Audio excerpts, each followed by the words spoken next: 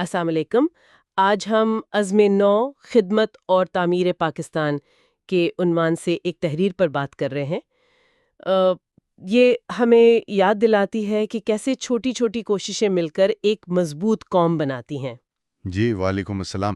بالکل، اور یہ تحریر شروع کرنے سے پہلے یہ بھی بتا دیں کہ اس طرح کی گفتگو اور مواد کے جائزے کے لیے وہ یاسر کا یوٹیوب چینل ہے، life podcast with Yasir, اسے سبسکرائب کیا جا سکتا ہے۔ ہاں ضرور۔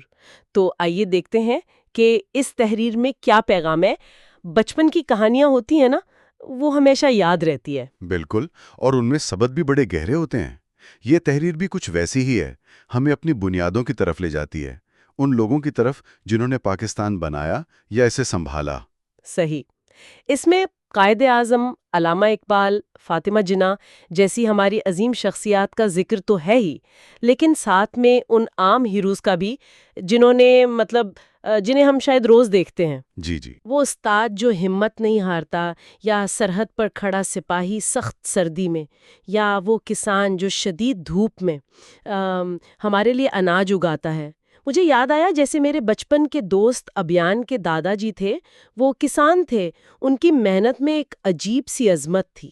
اور دیکھیں یہاں دلچسپ بات یہ ہے کہ تحریر ان دونوں طرح کے ہیروز، تاریخی بھی اور روزمرہ والے بھی، ان کو برابر اہمیت دے رہی ہے۔ ہاں، یہ اہم نقطہ ہے۔ اس سے یہ ظاہر ہوتا ہے کہ قوم بنانا صرف چند بڑے ناموں کا کام نہیں ہے، یہ تو سب کا کام ہے، ہر سطح پر ہر ایک کی خاموش محنت شامل ہے۔ پھر بات اور دلچسپ ہو جاتی ہے جب ان گمنام ہیروز کا ذکر آتا ہے جن کا کام شاید نظر بھی نہ آئے، جیسے اسکول کا صفائی کرنے والا جو صبح سویرے آتا تھا سب سے پہلے، صحیح۔ یا وہ طالب علم جو کسی دور گاؤں سے ڈاکٹر بننے نکلا تھا، دن رات محنت کر رہا تھا۔ یا وہ دوست جنہوں نے خالی میدان میں پودے لگائے، یہ جانتے ہوئے بھی کہ شاید خود ان کی چھاؤں میں نہ بیٹھیں مگر آنے والی نسلیں بیٹھیں گی۔ بالکل۔ ان مثالوں کا اصل مقصد صرف تعریف کرنا نہیں ہے شاید، اچھا، تو پھر کیا ہے؟ مقصد یہ سمجھنا ہے کہ حقیقی خدمت جو تعمیر کرتی ہے وہ اکثر خاموشی سے ہوتی ہے، گمنامی میں۔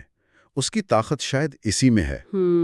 مطلب توجہ کام پر رہتی ہے، کرنے والے پر نہیں۔ بالکل، اور یہ چیزیں ہمیں اجتماعی ذمہ داری کا احساس دلاتی ہیں۔ یہی تو بنیاد ہے جس پر معاشرہ کھڑا رہتا ہے۔ اور اسی پس منظر میں تحریر کا جو مرکزی خیال ہے وہ سامنے آتا ہے، عزم نو، یعنی اب باری نئی نسل کی ہے۔ جی، صرف ماضی کو یاد کرنا یا مستقبل کے خواب دیکھنا کافی نہیں، بلکہ عمل کرنا ہے، ایمانداری سے، محنت سے کچھ نیا بنانا، اور جو ہے اس کی حفاظت کرنا۔ اور یہ عزم نو صرف کوئی جذباتی نعرہ نہیں ہے، یہ ایک عملی دعوت ہے۔ تحریر یہ بھی واضح کرتی ہے کہ یہ ذمہ داری صرف کچھ خاص لوگوں کی نہیں۔ ہاں، یہ نہیں کہ صرف فوجی یا ڈاکٹر ہی ملک کی خدمت کر سکتے ہیں۔ بالکل نہیں، انجینئر ہو، فنکار، تاجر، استاد، کوئی بھی شہری، ہر کوئی اپنے کام کو، اپنی ذمہ داری کو اگر پاکستان سے محبت کے جذبے سے کرے تو وہ اپنا کردار ادا کر رہا ہے۔ شاید یہی اصل حب الوطنی ہے۔ یقیناً، اپنے پیشے کے ذریعے ملک کی خدمت کرنا۔ تحریر میں ایک مثال بہت خوبصورت دی گئی ہے کہ اگر ہم اپنے ملک کو اپنا گھر سمجھنے لگیں، جیسے ہم اپنے گھر کو صاف رکھتے ہیں، اس کی چیزوں کا خیال رکھتے ہیں، اسے بہتر بناتے ہیں، تو کامیابی یقینی ہے۔ یہ سوچ بدلنے والی بات ہے۔ یہ آپ کے ذاتی عمل کو قوم کی ترقی سے جوڑ دیتی ہے۔ صحیح۔ جب ہر فرد یہ محسوس کرے گا نا کہ یہ ملک میرا گھر ہے، مجھے اسے سنوارنا ہے، تو مثبت تبدیلی تو آئے گی ہی۔ یہ صرف صفائی یا سڑک ٹھیک کرنے کی بات نہیں، یہ ملکیت کا، ذمہ داری کا احساس ہے۔ گہرا احساس۔ جی، جو قوموں کو بدلتا ہے۔ تو اس ساری گفتگو کا خلاصہ کیا نکلا؟ یہی کہ پاکستان کا مستقبل کوئی باہر سے آ کر نہیں لکھے گا، ہم نے خود لکھنا ہے، اپنے عمل سے۔ ہاں، اپنے عمل سے، اپنی نیت سے، اور ہر چھوٹا قدم، ہر چھوٹی کوشش وہ شمار ہوتی ہے۔ بالکل، ہر کوشش، چاہے وہ کتنی ہی معمولی کیوں نہ لگے، اس بڑی تصویر میں، اس اجتماعی تعمیر میں اپنا حصہ ڈال رہی ہے۔ جیسے قطرہ قطرہ مل کے دریا بنتا ہے، یہ تحریر اسی یقین کو مضبوط کرتی ہے۔ اور یہ گفتگو ایک اہم سوال بھی چھوڑ جاتی ہے ذہن میں۔ آج کے دور میں ہمارے آس پاس وہ کون سے گمنام ہیرو ہیں جنہیں ہمیں پہچاننے کی، سراہنے کی ضرورت ہے؟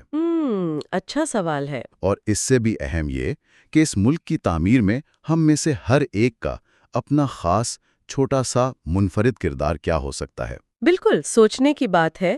اس متاثر کن پیغام اور ان خیالات کے لیے ہم اس مواد کے شکر گزار ہیں، اور سننے والوں کو یاد دلا دوں، مزید ایسی گفتگو اور کہانیوں کے لیے یاسر پوڈکاسٹ کے YouTube channel life podcast with Yasir کو ضرور سبسکرائب کریں۔